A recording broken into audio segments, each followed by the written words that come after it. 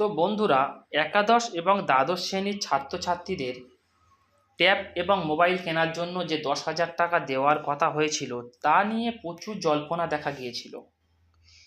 সেই জল্পনার মধ্য দিয়ে একটি নতুন আপডেট পাওয়া গেল। এই আপডেটটি খুবই গুরুত্বপূর্ণ। এই আপডেটটি সকলকে শেষ পর্যন্ত দেখার অনুরোধ রইল এবং ভিডিওটি যদি ভালো লাগে চ্যানেলটিকে অবশ্যই সাবস্ক্রাইব করে দেবেন এবং পাশে থাকা বেল আইকনটি প্রেস করে দেবেন যাতে নোটিফিকেশনটি সকলের আগে আপনাদের কাছে পৌঁছে যায়। তো এখানে দেখতে পাচ্ছেন ঢুকবে মোবাইল কেনার টাকা, জানা গেল তারিখ। নতুন খবর, তরুণের স্বপ্ন প্রকল্প নিয়ে পশ্চিমবঙ্গের শিক্ষার্থীদের স্মার্টফোন ট্যাবলেট কেনার জন্য আর্থিক সহায়তা প্রদানের লক্ষ্যে একটি দুর্দান্ত প্রকল্প বললেই চলে। প্রথমে এটি পড়ুয়াদের 10,000 টাকা করে দেওয়ার প্রতিশ্রুতি দিয়েছিল।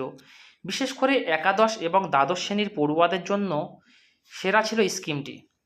সবাই ভেবেছিল যে 5ই সেপ্টেম্বর টাকাটা আসবে অ্যাকাউন্টে, কিন্তু সে সময় রাজ্য সরকার সাময়িকভাবে এই তহবিল বিতরণ স্থগিত রাখে। শিক্ষামন্ত্রী ব্রাত্য বসু সম্প্রতি একটি সংবাদ সম্মেলনে এ বিষয়ে উদ্বেগ প্রকাশ করেছেন। আশ্বাস দিয়েছেন যে শিক্ষকদের জন্য পুরস্কারের টাকা সহ শিক্ষার্থীদের জন্য টাকা শীঘ্রই বিতরণ করা হবে।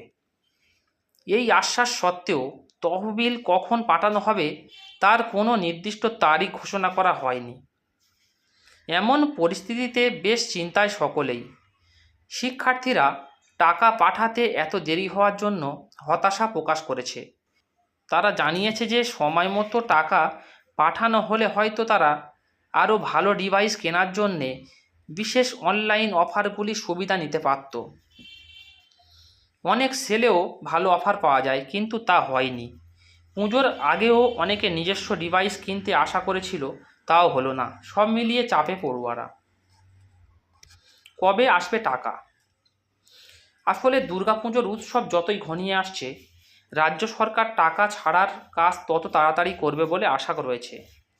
যদি সেপ্টেম্বর মাসের এই সংক্রান্ত সিদ্ধান্ত নেওয়া হয় তবে স্কুলগুলিকে দ্রুত জানাতে হবে সরকারকে। সময়সীমা খুবই কম। জল্পনা চলছে যে সরকার 26শে সেপ্টেম্বর বরাদ্দ টাকা পাঠানোর সিদ্ধান্ত নিতে পারে।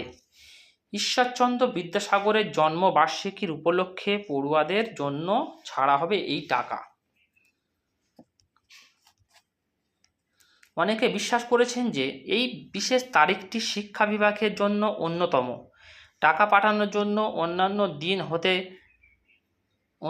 দিন হয়ে দাঁড়াতে পারে। বিশেষ করে এই প্রকল্পটি প্রায় 15 লক্ষ শিক্ষার্থীকে উপকৃত করবে। তো ভিডিওটি এই পর্যন্ত। ভিডিওটি যদি ভালো লাগে চ্যানেলটিকে অবশ্যই সাবস্ক্রাইব করে দেবেন, পাশে থাকবেন। ধন্যবাদ।